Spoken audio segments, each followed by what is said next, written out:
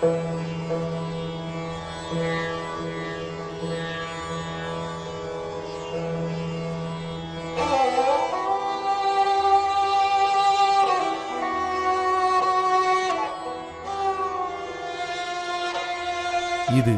மரணமல்ல.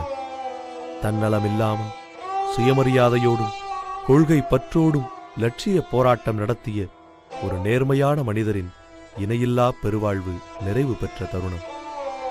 5 முறை தமிழகத்தின் முதல்வர் பொறுப்பை வகித்தவரில் தொடங்கி கட்சி பாகுபாடில்லாமல் பல தலைவர்களும் அந்த மாமனிதருக்கு அஞ்சலி செலுத்துகிறார்கள். தமிழகத்தின் முதல் துணை முதல்வர் இடுகாடு வரை நடந்தே வருகிறார். வழி நெடுகிலும் இருந்த மக்கள் இறுதி ஊர்வலமாய்ச் செல்லும் பெரியவர் யார் என்று சோகம் சூழ்ந்த ஆர்வத்துடன் விசாரிக்கிறார்கள்.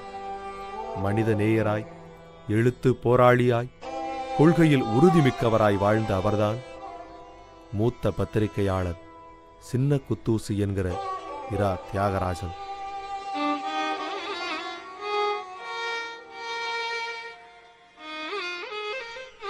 திருவாரூரில் ராமநாதன், கமலா அம்மாள் என்ற பிராமண தம்பதிகளுக்கு மகனாக பிறந்தார் தியாகராசன். படிக்கும் போதே சிறுவர் பத்திரிகைகளில் அவருடைய படைப்புகள் வெளியாகின. பள்ளியில் சாதிபேதம் பார்க்காமல் சக மாணவர்களுடன் இயல்பாக பழகுவார் தியாகராசன். இதனால் தீட்டு ஒட்டிக்கொண்டதாக சொல்லும் பெரியவர்கள் தியாகராசன் வீட்டுக்கு வந்ததும் அவரது உடைகளை கழற்றி கிணற்றடியில் உள்ள வாளி தண்ணீரில் நனைத்துவிட்டுத்தான் வீட்டுக்குள் வரச் சொல்வார்கள். இந்த உயர் சாதி மனப்பான்மை அவருக்கு பிடிக்கவில்லை. திருவாரூர் நகர திராவிட இயக்க முன்னோடிகளான சிங்கராயர், முத்துகிருஷ்ணன், BSP யாகூப், தண்டவாளம் ரங்கராஜன் ஆகியோரின் தொடர்பு கிடைக்கவே திராவிட இயக்க கொள்கைகளினால் கவரப்பட்டார் உயர் சாதியில் பிறந்த தியாகராசன். பொது உடைமை இயக்கத்தைச் சேர்ந்த மணலூர் மணியம்மை என்பவர் ஆண்களைப் போல கிராப் வெட்டிக்கொண்டு வேட்டி சட்டை அணிந்து கழுத்தில் ஒரு துண்டு போட்டுக்கொண்டு கம்யூனிஸ்ட் கட்சி கூட்டங்களில் புத்தகங்கள் விற்பனை செய்வார். அவருடன் சிறுவன் தியாகராசனும் புத்தக கட்டுகளை சுமந்து சென்று விற்பனை செய்வார். அப்போது அந்த புத்தகங்களை படித்து கம்யூனிச கொள்கைகளை தெரிந்து கொண்டார். அவருக்கு திராவிட இயக்கத்தின் மீதே அதிக பற்று இருந்தது. பள்ளி படிப்பு முடிந்த பின் பயிற்சி பெறாத ஆசிரியராக சில பள்ளிகளில் அவர் வேலை பார்த்தார். சிங்கராயரின் முயற்சியால் திருவாரூர் நகர்மன்ற தலைவராக இருந்த வி. சாம்பசிவம் அவர்களிடம் பரிந்துரை கடிதம் பெற்று திருச்சியில் உள்ள ஆசிரியர் பயிற்சி பள்ளியில் சேர்வதற்காக பெரியாரை சந்தித்தார் தியாகராசன். தாமதமாக வந்த தியாகராசனுக்கு சிறப்பு அனுமதி மூலம் ஆசிரியர் பயிற்சி பள்ளியில் இடம் கிடைக்கச் செய்தார் பெரியார். பயிற்சி பள்ளியில் தியாகராசனுக்கு மணியம்மையார் உணவளித்தார். பாட புத்தகங்களை தன் சொந்த செலவில் வாங்கி கொடுத்தார் பெரியார். பயிற்சியை சிறப்பாக நிறைவு செய்து ஆசிரியரான தியாகராசன் தன் லட்சியத்தில் என்றும் பெரியாரின் மாணவராகவே இருந்தார். குன்றக்குடி அடிகளார் அழைத்ததால் அவரது ஆதீனத்திற்கு உட்பட்ட பள்ளியில் பணியாற்றியதோடு அடிகளாரின் அன்புக்குரியவராகவும் ஆனார். சொல்லின் செல்வர் என அழைக்கப்பட்ட ஈவேக்கி சம்பத் அவர்கள் திமுகவிலிருந்து பிரிந்து தமிழ் தேசிய கட்சியை தொடங்கியிருந்தார். தியாகராசனும் அவரது நண்பர்களும் அந்த கட்சியில் இணைந்து செயல்பட்டனர். திருவாரூரிலிருந்து PC கணேசன் நடத்திய மாதவி வார இதழின் பொறுப்பாசிரியராக பணியாற்றினார். கவிஞர் கண்ணதாசனின் தென்றல் பத்திரிகையில் ஆரூர் அன்புத்தம்பி என்ற புனைப்பெயரில் சிறுகதைகள் எழுதியிருக்கிறார். அமரர் ஜீவாவின் பொறுப்பில் வெளியான தாமரை இதழிலும் சிறுகதை எழுதியிருக்கிறார். நாரண துரைக்கண்ணன் நடத்திய பிரசண்ட விகடனில் இரா தியாகராசன் என்ற பெயரிலேயே தொடர்கதை எழுதி வந்தார். அரசியல், பத்திரிகை, பொதுநலம் என வாழ்ந்த தியாகராசன் திருமணம் செய்து கொள்ளவில்லை.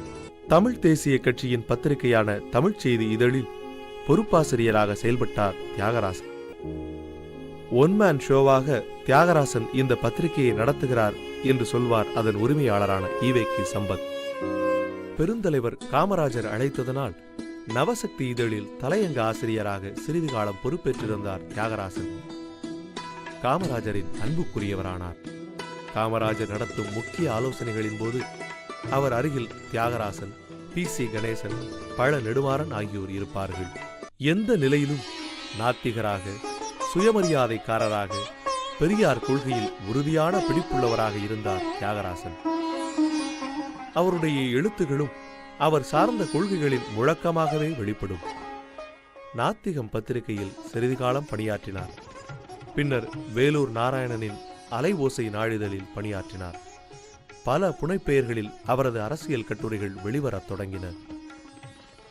கொக்கிரகுளம் சுல்தான் முகமது, காமராஜ் நகர் ஜான் ஆசீர்வாதம், சின்ன குத்தூசி, தெரிந்தார் கிணியன், ஆர்ஓ மஜாட்டோ, திட்டக்குடி அனீஃப் போன்ற புனைப்பெயர்களில் அவர் எழுதி வந்தார். எப்போதாவது கவிதைகள் எழுதும்போது வீதி விடங்கனூர் வெள்ளி தலையனார் என்ற பெயரில் எழுதுவார். இத்தனை புனைப்பெயர்கள் இருந்தாலும் சின்ன குத்தூசி என்ற புனைப்பெயரே அவரது இயற்பெயரை மீறி பத்திரிகை உலகிலும் வாசகர் மனதிலும் அழுத்தமாக பதிந்தது.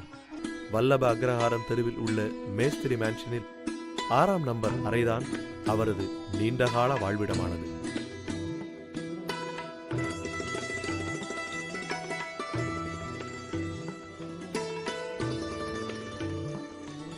திருமணம் செய்து கொள்ளாததால் அவருக்கு தனிப்பட்ட குடும்பம் கிடையாது, சொந்தங்கள் கிடையாது.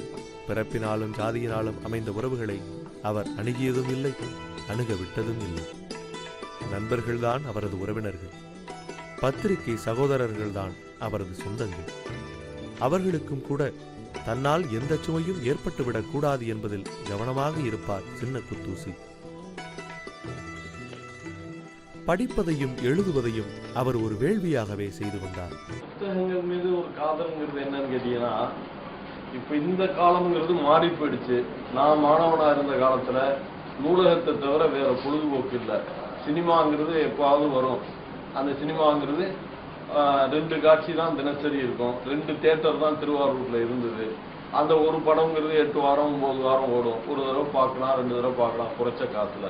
1.5 ஆனான்னு சொல்லுவாங்க. இன்னைக்கு உள்ள 6, 3, 9 காசுல தர டிக்கெட்னா 1.5 ஆனா. அதை வாங்கி சினிமா பார்க்கலாம். தினசரி பார்க்க முடியாது இல்லையா? வேற பொழுதுபோக்கு ஒன்று வேணுங்கும் போது அன்னைக்கு நூலகம் தான் இருந்தது. திருவாரூர்ல இப்பவும் இருக்கு. அந்த திருவி கல்யாண சுந்தரனார் நூலகம்னு தெற்கு வீதியில இருக்கு. அப்போ நல்ல புத்தகங்கள் தவிர வேற புத்தகங்களே வரல. சிறந்த புத்தகங்கள் தமிழ் இலக்கியம் சம்பந்தமா, தமிழ்நாட்டு வரலாறு சம்பந்தமா, தமிழர்களுடைய வாழ்க்கை, தமிழர்களுடைய வரலாறு, இலக்கிய வரலாறு, இது மாதிரி உள்ள புத்தகங்கள் தான் வந்தது.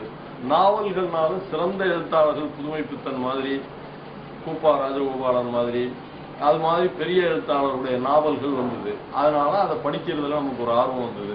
அதோட என்னுடைய நண்பர் ஒருத்தர் விஸ்வநாதன் பேரு. அந்த விஸ்வநாதன் அப்போ நூலகரா இருந்தார். முனிசிபாலிட்டி நூலகம், அது லைப்ரரி முனிசிபாலிட்டியை சேர்ந்தது. அதுல அவர் நூலகரா இருக்கும் பொழுது நமக்கு ஃப்ரெண்டு அவரு. அதனால சாவியெல்லாம் நானே வாங்கிட்டு போய் முதலே திறந்து அந்த நூலகத்தெல்லாம் திறந்து வச்சுட்டு எந்நேரமும் புத்தகம் படிச்சுக்கிட்டே இருப்பேன். ஒரு நோட்டு எடுத்துட்டு போயிடுவேன். எந்த புத்தகம் படித்தாலும் அந்த புத்தகத்தில் முக்கியமான பகுதிகளெல்லாம் அந்த நோட்டில் குறிப்பு எடுப்பேன். ஒரு 400 இல்லை 450 புத்தகம் தான் இருந்தது. 3 பீரோவில் 450 புத்தகம் இருக்கும். அது எல்லாமே நான் படிச்சிருக்கிறேன். அப்படிதான் புத்தக ஆர்வம்ங்கிறது வந்தது. அப்படி எல்லாருக்குமே பள்ளிக்கூடத்தில் படிக்கும் போதே புத்தகம் படிக்கிற ஆர்வம் வந்தால் நல்லது. அது பள்ளிக்கூடத்தில் சொல்லிக் கொடுக்கறத விட கல்லூரியில் சொல்லிக் கொடுக்கறதுக்கும் ரொம்ப வழித்துணையாக இருக்கும். அதிகாலை 4 மணிக்கு அவரது பொழுது விடிந்துவிடும். 7 மணிக்குள்ளாக நாளிதழ்களை படித்து விடுவார். அலுவலகத்திற்கு பேருந்தில் செல்லும் போதே அன்றைய தலையங்கம் அல்லது கட்டுரைக்கான செய்தி, அதன் உள்ளடக்கம், தலைப்பு எல்லாம் அவர் மனதில் தெளிவாக எழுதப்பட்டிருக்கும். அதை பேப்பருக்கு மாற்றுவது மட்டும்தான் அலுவலகத்தில் அவர் செய்கின்ற பணி. சிறப்பு கட்டுரைகள் எழுதும்போது அவர் மிகுந்த சிரத்தை எடுத்துக்கொள்வார். அந்த கட்டுரை தொடர்பான தரவுகளுக்காக நிறைய புத்தகங்களை படிப்பார். ஏற்கனவே படித்திருந்த புத்தகங்களிலும் செய்தித்தாளிலிருந்து கத்தரித்து வைத்திருந்த கட்டுரைகளிலும் உள்ள தகவல்களை தொகுப்பார். எல்லாவற்றையும் முதலில் குறிப்புகளாக ஒரு தாளில் எழுதி கொள்வார். கிடைத்த தகவல்களின் அடிப்படையில் வைக்க வேண்டிய வாதங்கள், சுட்டிக்காட்ட வேண்டிய புள்ளி விவரங்கள், வாசகர்களுக்கு எளிதாக புரிய வைப்பதற்கான உதாரணங்கள், ஒப்பீடுகள், இவை எல்லாவற்றையும் மனதிற்குள் தெளிவுபடுத்திக் கொண்டு எழுத உட்கார்வார். ஓய்வே இல்லாமல் அவரது பேனா சுழலும். கட்டுரையை எழுதி முடித்த பிறகுதான் பேனாவை மூடுவார். வலுவான வாதங்கள், அசைக்க முடியாத ஆதாரங்கள், மறுக்க இயலாத புள்ளி விவரங்கள், மறந்து போன வரலாற்று நிகழ்வுகள், இவற்றை அடிப்படையாக கொண்டு அவர் எழுதிய பல கட்டுரைகள் தமிழக அரசியல் களத்தில் பலரது கவனிப்பையும் பெற்றவை. திராவிட இயக்க கொள்கைகளை சார்ந்தே அவரது எழுத்துகள் இருக்கும். நெருக்கடி நிலை நடைமுறைப்படுத்தப்பட்ட கடுமையான நேரத்திலிருந்து அவர் திமுக ஆதரவு நிலையில் எழுதத் தொடங்கினார். இறுதி வரை அதிலிருந்து அவர் விலகவில்லை. தன்னுடைய எழுத்தில் நடுநிலைமை என்பதற்கு இடமே இல்லை என்பதை பகிரங்கமாக சொல்வார். மனித சமுதாயத்திற்கு நன்மை தருபவை எங்கு நடந்தாலும் அதை ஆதரித்தும், மனித உரிமைகளுக்கு எதிரான செயல்கள் எங்கு நடந்தாலும் அதனை கடுமையாக எதிர்த்தும் அவர் எழுத தயங்கியதே இல்லை. உள்ளூர் அரசியலை அக்குவேறு ஆணிவேராக அலசக்கூடிய அவர் உலக அரசியல் தகவல்களையும் விரல் நுனியில் வைத்திருப்பார். அவரது அறை பத்திரிகையாளர்களின் வேடந்தாங்கம். அவர்தான் தாய்ப்பறம். மூத்த பத்திரிகையாளர்கள் முதல் இளம் பத்திரிகையாளர்கள் வரை பலரும் தேடி வருவார்கள். அவர்களுக்கு தேவைப்படும் தகவல்களை வஞ்சனையில்லாமல் வாரி வழங்குவார். 100 புத்தகங்கள் தரும் அறிவை அவர் சொல்லும் தகவல்களால் பெற முடியும். இரவு 11 மணி வரையிலும் தகவல்களை கொடுத்துவிட்டு அதன் பின் படித்துவிட்டு நள்ளிரவுக்கு பின் படுக்கைக்கு சென்றாலும் அதிகாலை 4 மணிக்கே எழுந்து தனது பணியை தொடங்கிவிடுவார் சின்ன குத்தூசி. தனது அறையை பற்றி குறிப்பிடும்போது, இது நம்ம பேச்சு கடைங்க, இந்த கடை எந்நேரமும் திறந்திருக்கும் என்பார். அவரது குருகுலத்தில் பாடம் கேட்ட பலரும் இன்று செய்தி தொலைக்காட்சிகள், தமிழ் ஆங்கில பத்திரிகைகள், இணைய இதழ்கள், தனியார் வானொலி நிலையங்களில் சிறப்பாக பணியாற்றி வருகிறார்கள். 1996இல் முரசொலி இதழிலிருந்து அவர் விலக நேர்ந்தது. பிறகு 2001ஆம் ஆண்டில் நள்ளிரவில் கலைஞரை கைது செய்தபோது தானாகவே போய் முரசொலி பணிகளை கவனித்தார். இடைப்பட்ட காலத்தில் அவர் பல்வேறு பத்திரிகைகளில் எழுதிய கட்டுரைகளில் ஒருபோதும் கலைஞரை விமர்சித்தோ அவருக்கு எதிராகவோ எழுதியதில்லை. கலைஞருக்கும் சின்ன குத்தூசிக்கும் இடையிலான நட்பு உணர்வினால் இணைந்து உள்ளத்தினால் உறுதியான நட்பு. கலைஞருக்கும் நமக்கும் உள்ளத நட்புறவுன்னு சொல்ல முடியாது. கொடி பிடிக்கிறவர் தலைவரோட நட்புன்னு சொல்லிக்க முடியுமா? பக்தின்னு வேணுமா சொல்லலாம். நண்பர் சின்ன குத்தூசி அவர்கள் திருவாரூரிலே பிறந்தவர். பல பத்திரிகைகளிலே அவர் பணியாற்றினாலும் கூட அவருடைய இரத்தத்தோடு கலந்த உணர்வு, அவருடைய நாடி நரம்புகளிலே சுழன்று கொண்டிருந்த உணர்வு திராவிட இயக்க உணர்வுதான். இன்றைக்கும் எனக்கு சோர்வு சிறிது ஏற்பட்டால், களைப்பு சிறிது தோன்றினால், இல்லத்திலே இருந்து நான் முரசொலி அலுவலகத்துக்கு செல்லுகிறேன் என்றால் எழுதுவதற்காக மாத்திரம் அல்ல, ஏற்பட்ட சோர்வை நீக்க, கவலைகளை தீர்த்து கொள்ள. அங்கே போனால் குத்தூசியை பார்க்கலாமே, உரையாடலாமே, அதன் காரணமாக மனதுக்கு ஒரு நிம்மதியை தேடிக்கொள்ளலாமே என்பதற்காகவும் நான் முரசொலி அலுவலகத்துக்கு செல்வது உண்டு. அப்படிப்பட்ட உற்ற தோழராய், நல்ல நண்பராய், நல்ல ஆலோசகராய், அரசியல் தெளிவுபடுத்தவராக விளங்குபவர் சின்ன குத்தூசி அவர்கள் ஆவார்கள். எதிரொலியில் அவர் கட்டுரைகள் எழுதி வந்த காலத்தில் சென்னைக்கு வந்த சங்கராச்சாரி ஜெயேந்திரன் அவரை சந்திக்க விரும்பி தகவல் அனுப்பினார். பத்திரிகையாளர் ஞானியுடன் சென்று ஜெயேந்திரரை சந்தித்த சின்ன குத்தூசி அவருக்கு பெரியார் புத்தகங்களை பரிசாக அளித்தார்.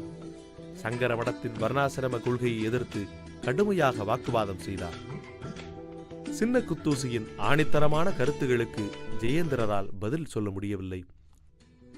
அவருடைய கருத்துக்களை மாற்றுக் கட்சியினரும் மறுக்க மாட்டார்கள். அவர் சொல்வதில் அடிப்படை உண்மை இருக்கும் என்பதை அவர்கள் உணர்ந்தே இருந்தார்கள். நான் பெரிதும் ஈடுபாடு கொண்டிருக்கக்கூடிய பத்திரிகை உலகத்து ஜாம்பவான்களில் யாராவது ஒருவரை முதன்மை நிலையில் சொல்லச் சொன்னால் நான் சுட்டிக்காட்டுகிற இடம் சின்ன குத்தூசி அவர்கள் இருக்கிற இடமாகத்தான் இருக்கும். சாகர வரை திராவிட முன்னேற்ற கழகத்தினுடைய லட்சியத்தை பிரகடனம் செய்வது ஒன்றுதான் தன்னுடைய வேள்வி என்று நினைப்பவர். சின்ன குத்தூசி அவர்களை கோபன்ஹாவோடு சேர்ந்துதான் 2 முறை நான் அவருடைய அறைக்கு சென்று பார்த்தேன். எளிமையாக வாழ்வது என்பது ஒரு தவம், எல்லாருக்கும் அது வாய்த்துவிட. துறவு என்பது என்ன? சின்ன குத்தூசி தான் என் பார்வையில் துறவி. துறவு என்பது என்ன? காவி உடுத்து கற்றை சடைமுடி வளர்த்து கானகத்திலே போய் ஒற்றை மனிதனாய் கண்மூடி தனித்து தவம் இருப்பது அல்ல துறவு. உறவுகளை நீத்துவிட்டு ஓடி போவதல்ல துறவு. உலகத்திலே இருக்கக்கூடிய சகல உயிர்களின் மீதும் பேதமுற்று அன்பு செலுத்தி ஆறத் தழுவி அரவணைத்துக் கொள்ளுகிற உள்ளம் எவனுக்கு இருக்கிறதோ, சுயநலம் துறந்து பொது நலனுக்காகவே தன் வாழ்வை முற்றாக அர்ப்பணிக்கக்கூடியவன் எவனோ அவன்தான் துறவி.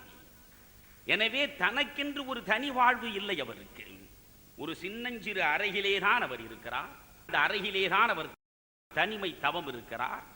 4க்கு 8 என்று ஒரு சின்னஞ்சிறு அறையில் இருப்பவர்தான் இந்த தமிழ்நாட்டின் விதியை திரும்ப திரும்ப எழுதுகிற கலைஞரின் தோழராக நிற்கிறார் என்றால், கலைஞருக்கு பக்கத்திலே இருப்பவர் மாட மாளிகை கூட கோபுரங்களோடு இருக்கலாம். ஆனால் ஒரு துறவியை போல் வாழுகிற உள்ளம் அவருக்கு இருக்கிறதே, அதுதான் மிக முக்கியமானது. தலித் அரசியல் இயக்கங்கள், தீவிர இடதுசாரி இயக்கங்கள் ஆகியவை இந்தியாவில் வளர்ந்து வருவதையும் அதற்கான காரணங்களையும் முன்வைத்து பல கட்டுரைகள் எழுதியிருக்கிறார் சின்ன குத்தூசி. இந்தியாவில் சிறுபான்மை சமுதாயத்தினர் எதிர்கொள்ளும் சவால்களையும் அவர்களுக்கு ஏற்படும் பாதிப்புகளையும் குறித்து பல முறை எழுதியிருக்கிறார். ஈழப் பிரச்சனையில் ஆழ்ந்த ஈடுபாடும் அது பற்றிய தெளிவான பார்வையும் அவருக்கு உண்டு. பெரியார் பிறந்த நாளான செப்டம்பர் 17 அன்று ஒவ்வொரு ஆண்டும் புத்தாடை அணிந்து காலையில் பெரியார் நினைவிடம் சென்று மரியாதை செலுத்துவது அவரது வழக்கம். வேறெந்த நாளையும் அவர் சிறப்பாக கொண்டாடியதில்லை.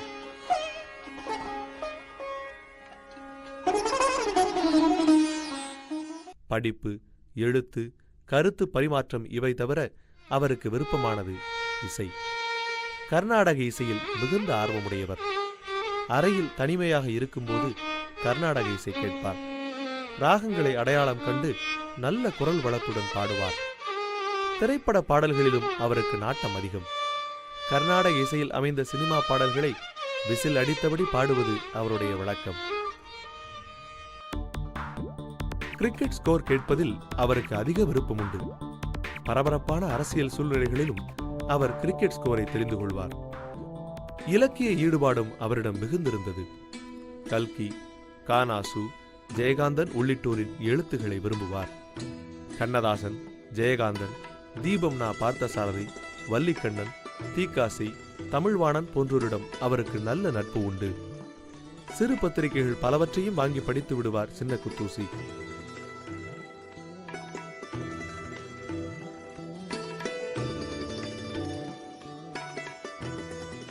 அவரது சின்ன அறையிலேயே கவிதை புத்தக வெளியீட்டு விழா போன்ற இலக்கிய நிகழ்ச்சிகள் எளிமையாக நடைபெற்றிருக்கின்றன.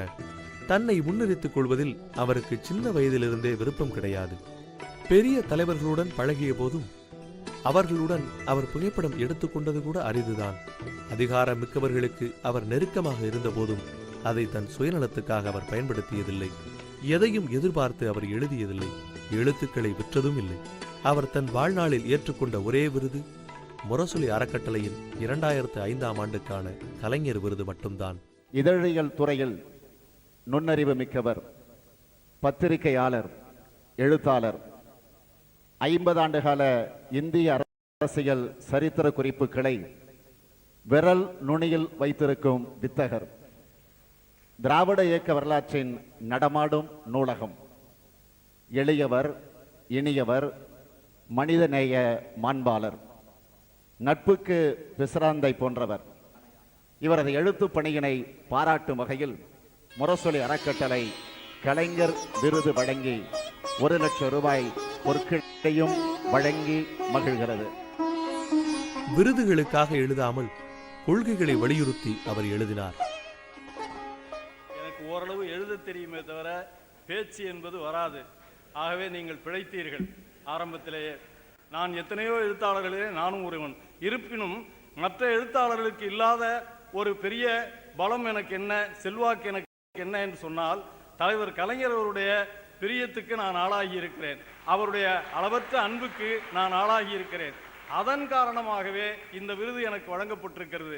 இந்த உயரிய விருதினை எனக்கு வழங்கி சிறப்பித்த தலைவர் கலைஞர், பேராசிரியர் பெருந்தகை அவர்களும், இந்த விருதினை வழங்கக்கூடிய முரசொலி அறக்கட்டளையின் தலைவராக இருந்து சிறந்த பணியாற்றி வரும் தளபதி மு.க. ஸ்டாலின் அவர்களுக்கும், இந்த விருதை மட்டுமல்ல, இந்த விருதுகளை மட்டுமல்ல, அறக்கட்டளையை மட்டுமல்ல, இந்த திராவிட முன்னேற்ற கழகம் என்கின்ற ஒரு அசைக்க முடியாத ஒரு அரணை, தமிழரின் பாதுகாப்பு அரணை கட்டி காத்து வருகின்ற தமிழ்நாடு முழுவதும் இருக்கின்ற கழக மாவட்ட நிர்வாகிகள், பேரூர் கிளைகள் நிர்வாகிகள், சிற்றூர் கிளை நிர்வாகிகள் வரையிலும் அவர்களுக்கும், மற்றும் கன்னியாகுமரியிலிருந்து கும்மிடிப்பூண்டி வரையிலே இருக்கின்ற எல்லோரும் டாக்டர் கலைஞர் வாழ்க என்ற அடிவயத்திலிருந்து முழக்க முடிகிறார்களே, அந்த அடிமட்ட தொண்டர்களுக்கும் கழக கண்மணிகளுக்கும் இந்த நிறைவான நாளிலே என்னுடைய நன்றியறிதலை தெரிவித்துக் கொண்டு விடைபெறுகிறேன். வணக்கம். பொடா சட்டம் நடைமுறையில் இருந்தபோது அவரது அறைக்கு போலீசார் வந்து விசாரித்தனர். இந்த அறையில் எந்த ஆயுதமும் இல்லை, இது ஒன்றுதான் இங்குள்ள அணுகுண்டு என்று தன் அறையில் இருந்த பெரியார் படத்தை காட்டினார் சின்னக்குத்தூசி. தனிமை, முதுமை, ஓய்வில்லா எழுத்துப்பணி இவற்றால் சின்னக்குத்தூசியின் உடல்நிலை பாதிப்படைந்தது. உடல் ரீதியாகவும் மன ரீதியாகவும் அவர் போராடிய நேரத்தில் ஒரு மூத்த மகன் போல அவரை பராமரித்து பணிவிடைகள் செய்தார் நக்கீரன் கோபால். ஓராண்டு காலம் சென்னை பில்ரோத் மருத்துவமனையில் சின்னக்குத்தூசியை தங்க வைத்து சிகிச்சை அளித்தார் நக்கீரன் கோபால். மருத்துவமனைக்கு கலைஞர் நேரில் வந்து சின்னக்குத்தூசிக்கு ஆறுதல் தெரிவித்தார், நிதியுதவி அளித்தார்.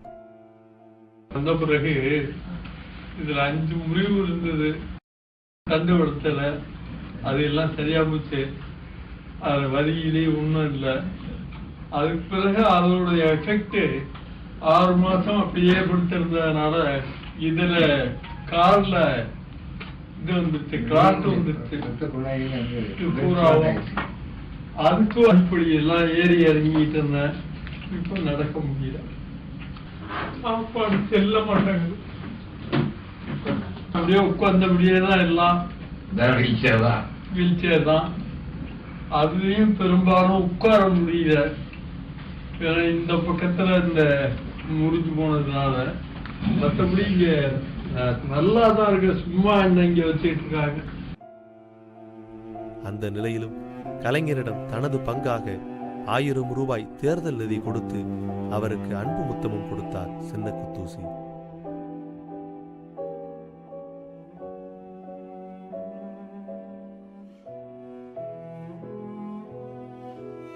காலத்தை வென்ற பெரியாரின் கொள்கை, திராவிட இயக்கம் ஏற்படுத்தியுள்ள தாக்கம் இவை நீடிக்க வேண்டும் என்பதே அவரது எழுத்தின் அடித்தளமாக இருந்தது.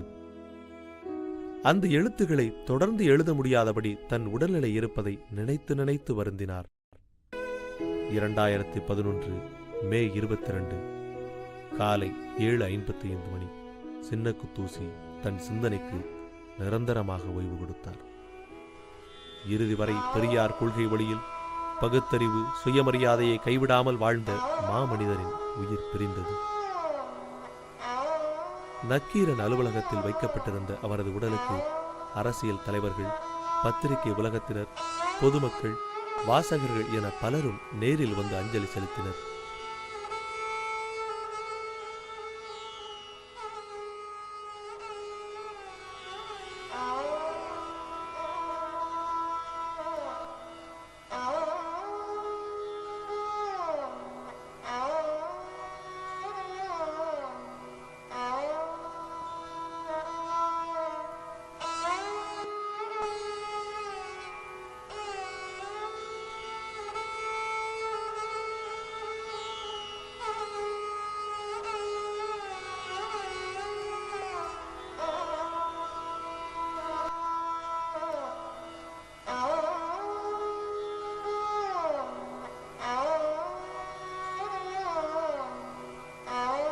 குடும்பம் இல்லாத அவருக்குத்தான் எத்தனை சொந்தங்கள்.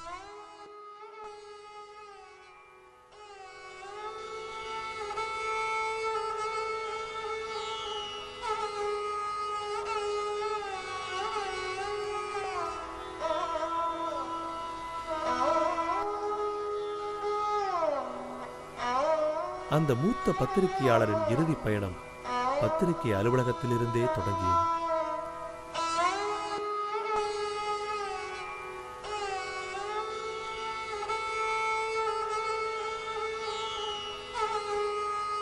இதயத்திலிருந்து வெளிப்பட்ட கண்ணீரால் அனைவரும் அஞ்சலி செலுத்தினார்கள்.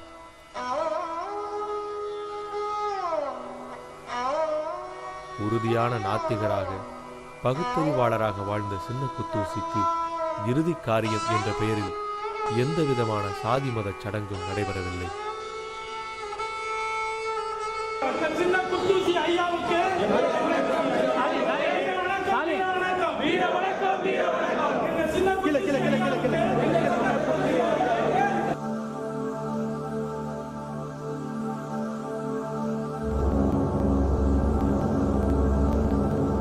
இது அவரது உடலை பற்றிய தீ அல்ல, நம் உணர்வில் அவர் பற்ற வைத்திருக்கும் தீ. இந்த தீ எதிரிகளுக்கு ஊழித்தீ, கொள்கை பிடிப்புள்ளவர்களுக்கு லட்சிய சுடர். அந்த சுடர் அவருடைய எழுத்துகளில் ஒளிர்கிறது, அவருடைய கருத்துகளில் விளிர்கிறது. அந்த சுடரொளி சுயமரியாதை பாதைக்கு வழிகாட்டி லட்சிய வீரர்களுக்கு துணை நிற்கும். மனிதநேய சூரியனாய் எல்லோருக்கும் வெளிச்சம் கொடுத்துக் கொண்டே இருக்கும்.